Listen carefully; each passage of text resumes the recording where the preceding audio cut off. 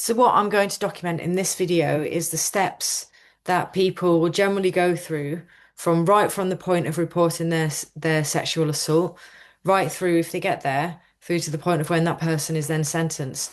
Now, this is going to be slightly different for everybody, and I need to put a disclaimer in here that I'm not legally trained. I don't have a legal qualification, and this is not legal advice. This is me reciting my personal journey because I would have found this very, very useful either before I went to the police or at least during when I went to the police to get some idea of what each stage looked like and what it meant to experience that stage as a survivor rather than obviously the police do it all the time. So it's maybe obvious for them when things aren't obvious to us. And I've spoken to other survivors as well that have also gone through the process. Some are in it and some have actually popped out the other end. And they too have also agreed that a video like this would have been very useful for them.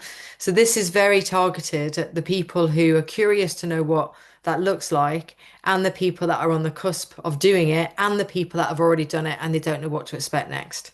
There was quite a lot that I had to document here, and I was also then fearful of getting the order wrong or kind of going off on a tangent slightly. So I've actually written down these stages on paper.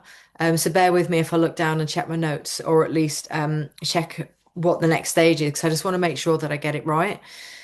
Okay, so first of all, you've got to report it. This naturally is one of the most, for me, it was the most difficult part. I've actually made a separate video on what that experience was like, but in a nutshell, you have to report it to start with, obviously.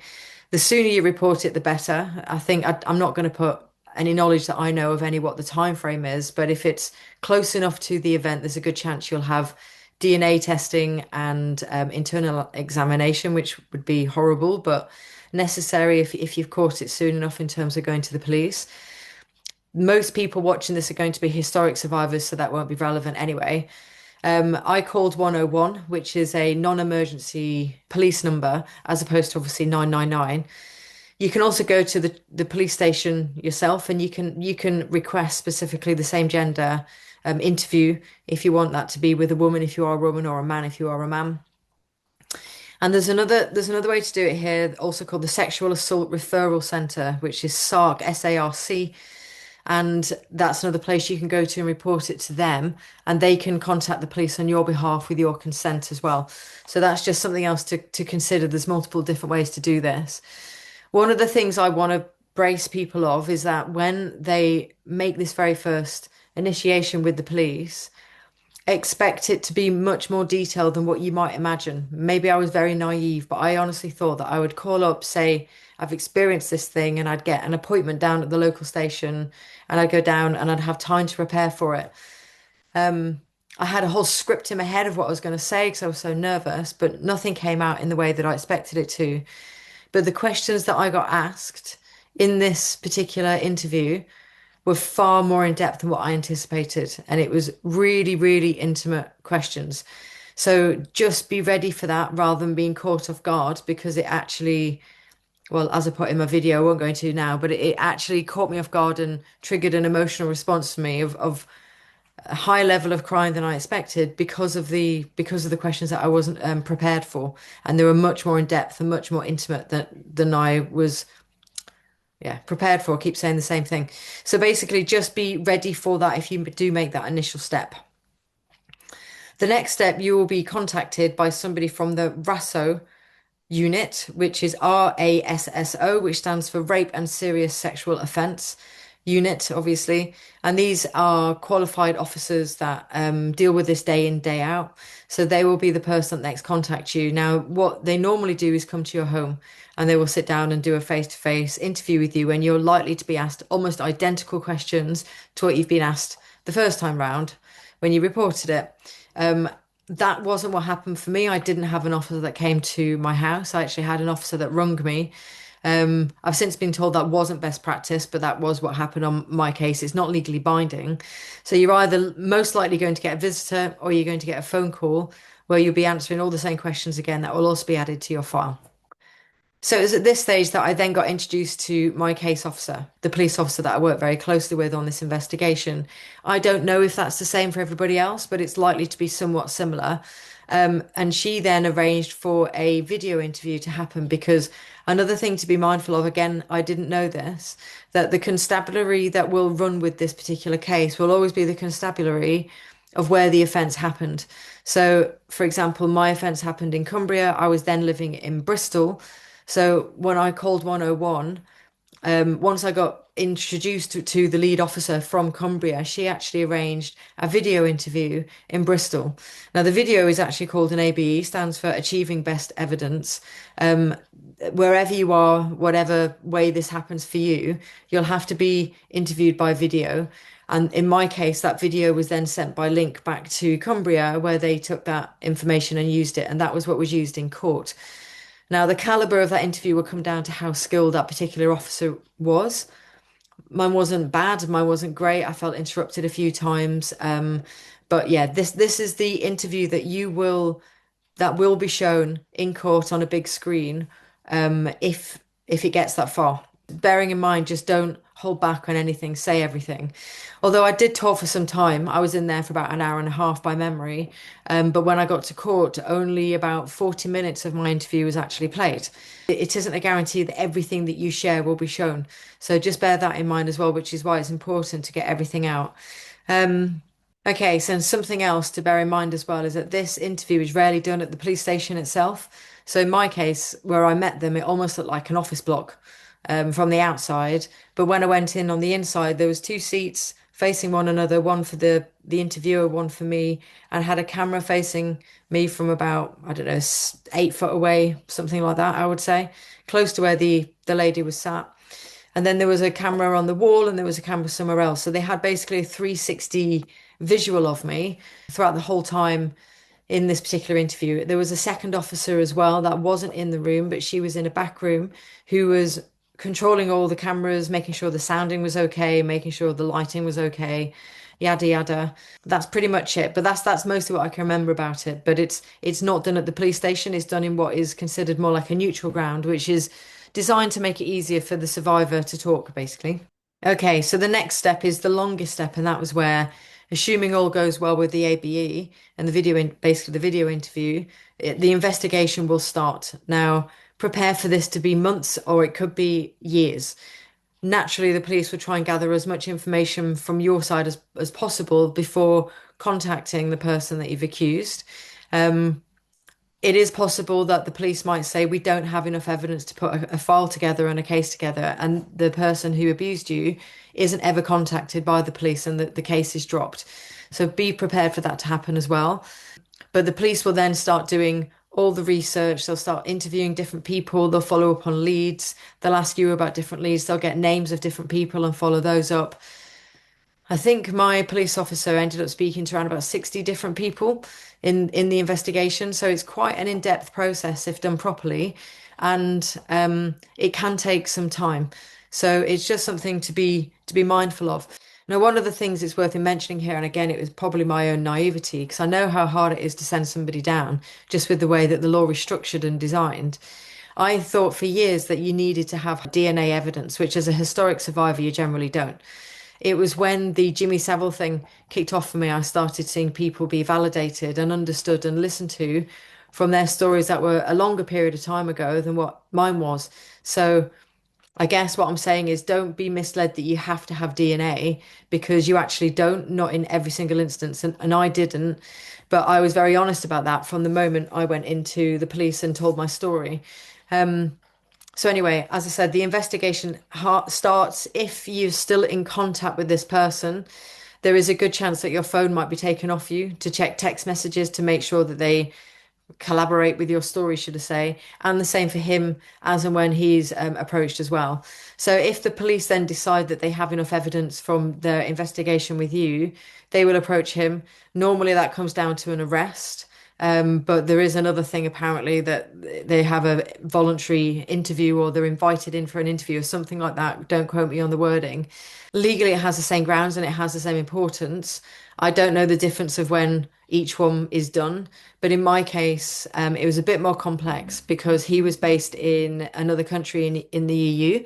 He was based in Spain. So if they'd have asked for an interview, the risk is he could have just fled the country and gone back to Spain again.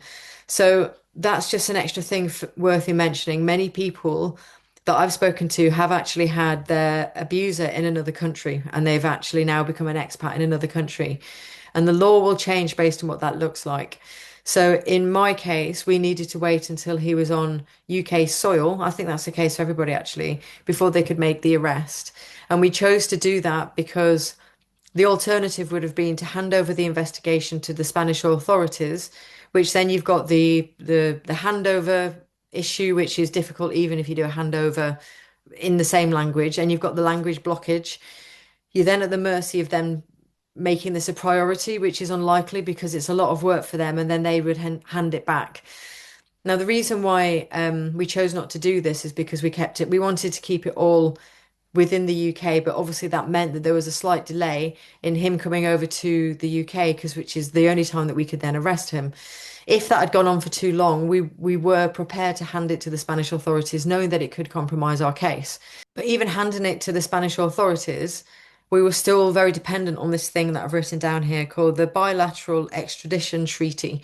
So I hope that's correct, but long story short, it's basically an agreement that England then have with various other countries across the world. And I don't know which countries they are, but I do know that they have one with Spain because that was my personal experience, which means that they agree to assist one another and vice versa if it was the other way round. But with the view that once the investigation had have been done in Spain, which wasn't how it worked in my case, but had that have happened, they would have then handed it back to the UK, and the trial would have definitely been managed in the UK because the offence happened in the UK and I was an English person, as was he. I do know another survivor who's in a similar boat, but unfortunately, um, the person that assaulted them, is in Thailand. Now, we don't have this agreement with England and Thailand in the same way, so we could try. The police in England could contact Thailand and ask if they were willing to lead a case or certainly do the investigation. The chances of them saying yes are unlikely because it's a lot of work for them. It's a lot of time for them for something that actually is no skin off their nose because it isn't going to be something that they do with other than hand it back to the UK again. So I know somebody that's been in that boat for about 4 years, and their case has effectively just become dormant because they know if they come back into England, they're going to be arrested. So they're aware that they're basically wanted. There's nothing that the English police can do. There's nothing that the survivor can do. And we call this the justice system. And this is an English person living as an expat in another country. So I'm not going to say anything more on that, but that's as I understand it regard to these different agreements that we have with various countries. And I don't know how far these agreements spread with the UK and other countries. I'm not legally trained in that, but I just wanted to show the difference between what it was like for me and what I know it's been like for somebody else. But if you are one of the lucky ones that your abuser, which is probably more likely to be the case than not, to be fair, is still based in the UK, you won't have any of that problem. And as soon as the police feel able to make an arrest based on the evidence that they've gathered, then they would do, and they would contact that person, and they would also potentially have the phone taken off them if you've had recent contact, and they would also be interviewed, and the interview that they have would also be the interview that is used against them in court. Now, their interview, to my understanding, is never played in court. Only the victim or the survivor's interview is played in court. The video interview, if they lash out, they get shouty, maybe it shows some form of character side to them, that isn't shown at all. Only the words of a transcript is shown in court. And I think that's relevant to know as well, because I didn't know that. This is obviously the time when the witnesses are contacted as well, and statements are taken off the witnesses. And at any point within this process, the police can actually pull the plug in it and say, we don't have enough to send this to CPS. And that might be the end of everything. And I've come across many people that have said that has happened and it hasn't even been sent to the CPS. Which brings me on to the next step, which is when two files are put together. Typically, the survivor's file is much bigger. In my case, apparently, it's about this thick, about 2.5 inches, and their file is typically smaller. But those two files with the video evidence is then, to my understanding, when I say that about the video evidence, I believe both videos are sent to the CPS. I'm pretty sure it was in my case. The CPS then watch both interviews. They look through the file of the detail and all the investigation that the police have done, and they're the ones that make a decision if this is going to court or not. This is absolutely massive. It took me 4 years in the process to get it to that stage. I think it went through in 2023. Yes, it was. It was 2023, like the summertime, end of July by memory. Two files went across. Now, I'm also told that it's very hard for the CPS to say yes on the first go because they are pedantic around the way that the forms are filled in. And apparently the forms are really complicated. And many of the forms get sent across, and it just takes one tiny, tiny, minuscule thing wrong with them. This is as I'm informed. Maybe a date's missing in the corner, but you've got, reels and reels of writing and detail. They will send it back and say you need to do it again. But when they send it back, you will go to the bottom of that pile to then have to sort out whatever was wrong with the application and then resend it, and you go back to the back of the queue. So it normally takes around 3 months. You might then get notified 3 months later, then to wait another 3 months. So this is how the system can take so, so long. I was really lucky that thankfully my police officer was pretty good at filling in this form. And she got it double checked by other people to make sure that every I was dotted and every T was crossed. And he went across to the CPS, and the CPS actually accepted my application in 2 weeks. So it can come back quickly, but apparently that's very, very rare. But generally, the time frame that you're warned about is 3 months. There is a whole bunch of different factors that the CPS look at regarding this particular interview, the consistencies, the witnesses, and obviously what the other person has said as well. I don't know the ins and outs of what the CPS go through in order to make that decision, and I'm not going to make a stab at it because I'm not qualified to do so. But this is the point when you will basically be told if you're going to go to court or not. The next step is that the defendant or the rapist or the person that assaulted you is then brought into the police station, and they have to be told face to face that they have been charged with whatever the offence was. So my offender was brought into the police station and told that he'd been charged by the CPS for rape. It is always the police that pass on this message, not the CPS that do it. And at this point, it technically becomes public knowledge, but it isn't actually advertised in the paper per se or anything, but it is technically in the public domain at this point. Um, the police then decide if that person then is remanded or if they're released on bail. In my case, this guy was released on bail, but there will be particular terms that they have to adhere to, and there will be, things that they have to stick to based on various rules that they're told if they are released on bail.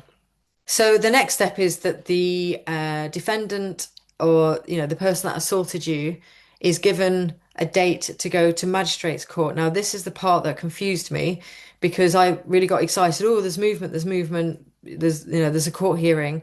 You're not expected as the survivor to attend that particular hearing, but it's I don't actually see the benefit of it because basically from what I was told, from all he or sh sometimes she obviously, but all he does would have to effectively say what their name is and say they are who they say they are. And then the magistrate's court will say, well, this is a case of rape or murder or serious sexual assault, whatever. And then it will be handed up to Crown Court, which everybody knows beforehand. So it's almost like just a ticking a box exercise within the process because everybody knows that magistrates courts would never take on something like rape or murder. It has to go to Crown Court. So it just has to show the audit trail that it's been, I guess, supplied to magistrates. They've rejected it and said it's too senior for us, and then it has to be passed off to Crown Court. So if you hear of this particular trial happening in magistrates, it is just a tick box exercise. It technically elongates the whole process and doesn't move anything particularly forward other than just getting that stage done. But from in terms of getting any form of conviction, it doesn't really mean anything. Okay.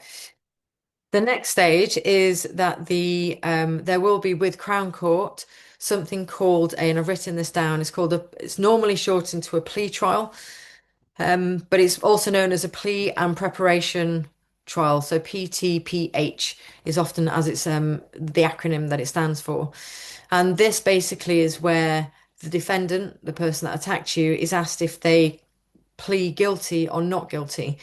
If they plead guilty, then there will be no requirement for a jury or for you to go on stand. And the next stage would just be a sentence hearing where the judge would hear both sides of the argument, all the files put together, like the barristers do their thing basically, and then the judge would make a decision on how long the sentencing is for.